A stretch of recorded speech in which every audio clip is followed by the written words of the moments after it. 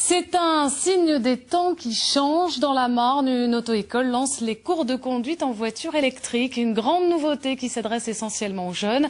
Clémence l'a testé pour la première fois hier à Vitry-les-Reims. Le reportage de Patrick Charlot et Yves Biron.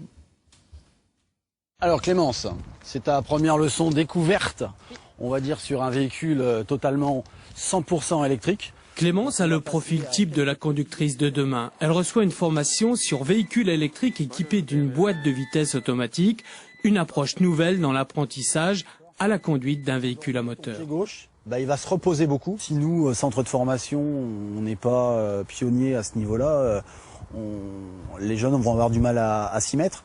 Donc on voudrait nous sensibiliser d'une première part toute notre clientèle pour qu'ils sachent ce que c'est et puis qu'ils repartent de chez nous en ayant une vraie approche au niveau de la voiture électrique.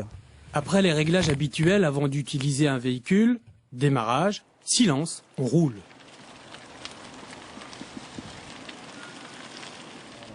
L'effet de surprise passé, l'utilisation de la boîte automatique assimilée, Clémence emprunte un axe plus fréquenté, c'est peut-être là que la conductrice doit faire preuve d'une vigilance accrue avec le véhicule électrique.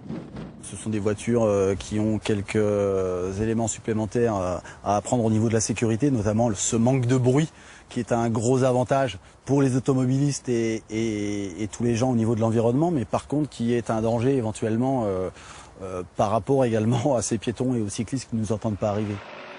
L'idée innovatrice a plusieurs titres. Sensibilisation au développement durable, naissance d'une nouvelle génération du conducteur plus responsable. On nous incite de plus en plus à nous intéresser au développement durable.